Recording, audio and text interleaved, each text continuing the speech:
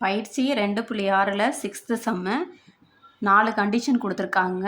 இதை வந்து விகிதமுறு எண்ணா பெற இயலுமான்னு கேட்டிருக்காங்க. 4 கண்டிஷன் என்னன்னா, இரு முருடுகளின் கூட்டல், இரு முருடுகளின் வேறுபாடு, இரு முருடுகளின் பெருக்கல், இரு முருடுகளின் ஈர்வு. இந்த 4 கண்டிஷன் கொடுத்து அது வந்து விகிதமுறு எண் பெற இயலுமா இயலாதான்னு கேட்டிருக்காங்க. ஃபஸ்ட்டு சால்வ் பண்ணிக்கலாம். ஃபஸ்ட்டு கண்டிஷன் என்னவோ அதை எடுத்து எழுதிக்கலாம். இரு முருடுகளின் கூட்டல்னு சொல்லியிருக்காங்க. அப்போ அதை எடுத்து எழுதிக்கலாம். இதுக்கு ஒரு எக்ஸாம்பிள், ஒரு எடுத்துக்காட்டு கொடுத்து அதை வந்து நிரூபிக்க சொல்லியிருக்காங்க, கூட்டலில் வருமான்ட்டு. அப்போ நம்ம 2 நம்பர் எடுத்துக்கலாம். 2 5ங்கிற ஒரு நம்பர் எடுத்துக்க போகிறோம் ஏவில். இப்போ 2 + √3 கூட்டல் 2 - √3 இப்படின்ற ஒரு சம் எடுத்துக்கிறோம் கூட்டலில். இங்கே ரெண்டும் கூட்டுற மாதிரி. இப்போ இதை வந்து எழுதிக்கலாம்.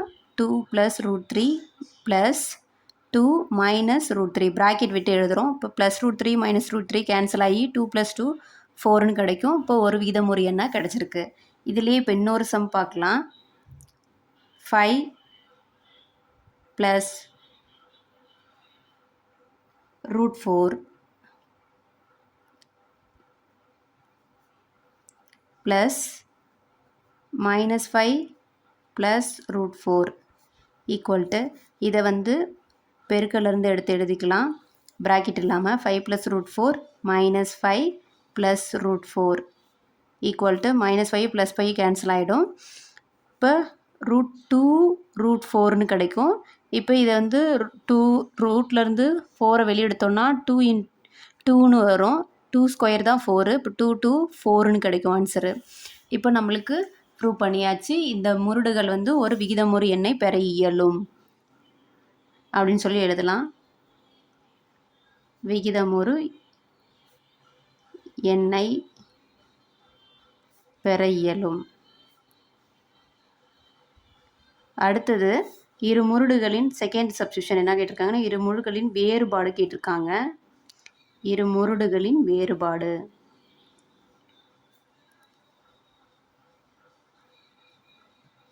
இப்போ ஃபஸ்ட்டு ஒன்று எடுத்துக்காட்டு, ஃபஸ்ட்டு சம்மு என்னென்னு பார்க்கலாம்.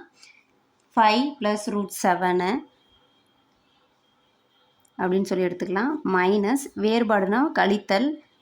அப்போது -5 + √7 இப்போ ஈக்குவல்ட்டு இதை வந்து ப்ராக்கெட் இல்லாமல் எடுத்து எழுதிக்கலாம். மைனஸ் உள்ளே கொண்டு போடனா ஃபஸ்ட் டேர்மில் இருக்கிறது 5 + √7 அப்படியே வரும். மைனஸ் இன்ட்டு மைனஸ் ப்ளஸ் ஆகிடும், 5ன்னு கிடைக்கும். மைனஸ் இன்ட்டு ப்ளஸ் மைனஸ் √7 கிடைக்கும். +√7 -√7 கேன்சல் ஆகிட்டு 5 + 5 10ன்னு கிடைக்கும். இப்போ இது ஒரு விகிதமுறு எண்ணாக வந்துருச்சு. அடுத்தது இன்னொரு எடுத்துக்காட்டு பார்க்கலாம். இதுக்கே √4 + 5 -3 +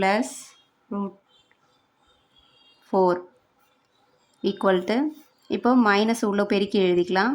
ஃபஸ்ட் டேர்மில் இருக்கிறது அப்படியே வரும். √4 + 5 மைனஸ் இன்ட்டு மைனஸ் +3 ஆகிடும். -√4ன்னு ஆகிடும். ஈக்குவல்ட்டு -√4 + √5 கேன்சல் ஆகிட்டு 5 + 3 8ன்னு கிடைக்கும். அவ்வளோதான். இப்போ இது வந்து விகிதமுறு எண்ணா ரெண்டுமே வருது. அப்போ இதை வந்து விகிதமுறு எண் பெற இயலும். இரு முருடுகளின் கழித்தல் வந்து விகிதமுறு எண்ணை பெற இயலும்னு சொல்லி எழுதிக்கணும்.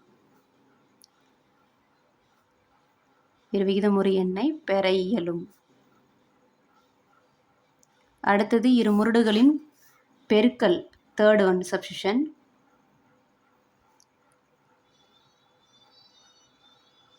இரு முருடுகளின் பெருக்கல். இப்போ இதுக்கு வந்து ஏங்கிற ஒரு எடுத்துக்காட்டு கண்டுபிடிச்சி ஏங்கிற ஒரு சம்ம எடுத்துக்காட்டாக எழுதிக்கலாம்.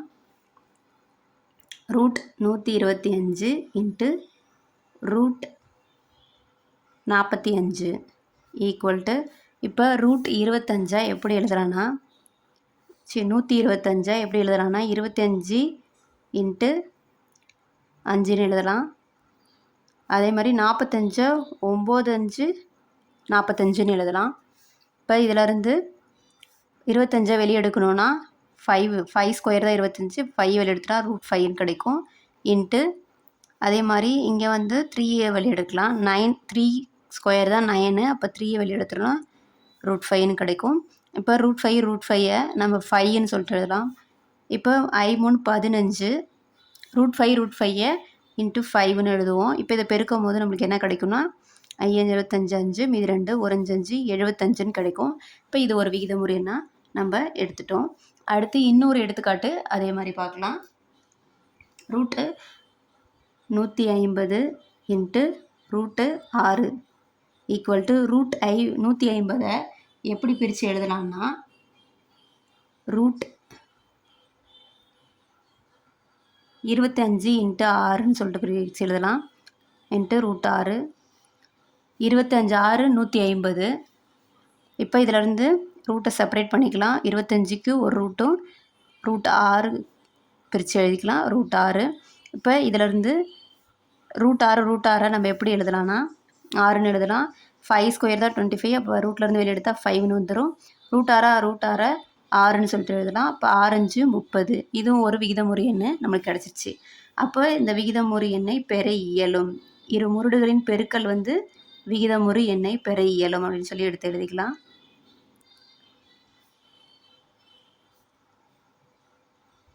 இந்த கண்டிஷன் எழுதணும், ஏன்னா அதை தான் கேட்டிருக்காங்க. இப்படி தான் எழுதணும்.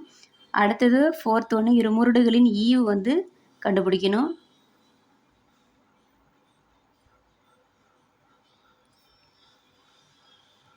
இப்போ ஈவுக்கு அதே மாதிரி ஒரு எக்ஸாம்பிள் பார்க்கலாம்.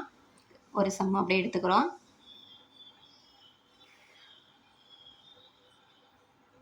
√32 டிவைடு √8 அப்படின்னு சொல்லி எடுத்துக்கலாம். இப்போ இதுக்கு வந்து √32 எப்படி பிரிச்சுறதுனா 8 32. இப்போ √32 டிவைடு முதல்ல பின்னத்தில் இதை எழுதிக்குவோம். இப்போ √32 எப்படி பிரிச்சதுன்னா 8 32 அப்படி பிரித்து எழுதிக்கலாம். இப்போ இதிலேருந்து √8 இன்ட்டு √4ன்னு சொல்லி செப்பரேட்டாக பிரித்து எழுதுகிறோம். இப்போ √8 கேன்சல் பண்ணுறதுக்காக அப்படி பிரித்து எழுதுகிறோம். இப்போ √4 நம்ம எப்படி எழுதுறோன்னா 2² தான் √4. அப்போ அதிலேருந்து வெளியே எடுத்தால் 2ன்னு கிடச்சிரும். அவ்வளோதான். இது ஒரு விகிதமுறைன்னா நம்மளுக்கு கிடச்சிருக்கு. அடுத்து இன்னொரு எடுத்துக்காட்டு பார்க்கலாம். √50 divide √2 equal to √50 divide √2 equal to √50 எப்படி பிரிச்சிடணும்னா 25 இன்ட்டு 2ன்னு சொல்லி பிரித்து எழுதலாம். அதை √50 இப்போ √2. இப்போ இதை மாதிரி செப்பரேட்டாக பிரித்து எழுதிக்கலாம். √25 இன்ட்டு √2ன்னு தனித்தனியாக பிரித்து எழுதுகிறோம். இப்போ √2 இது கேன்சல் பண்ணுறதா பிரித்து எழுதுகிறோம். இப்போ √25 நம்ம எப்படி எழுதுகிறோன்னா √5² எழுதலாம். இப்போ 5க்கு ஸ்கொயருக்கு கேன்சல் ஆகிட்டு நம்மளுக்கு ஸ்கொயர் ரூட்டுக்கு கேன்சல் ஆகி நம்மளுக்கு 5 கிடைக்கும். அப்போ இதுவும் ஒரு விகிதமுறைனா கிடச்சிருச்சு. இப்போ இதிலேருந்து நம்மளுக்கு விகிதமுறை இரு முருடுகளின் ஈவு வந்து விகிதமுறு எண் பெற இயலும் அப்படின்னு சொல்லிட்டு எழுதிக்கலாம். இரு விகிதமுறு எண்ணை பெற இயலும். அவ்வளோதாங்க. 6th சம்மு ஃபினிஷ்டு.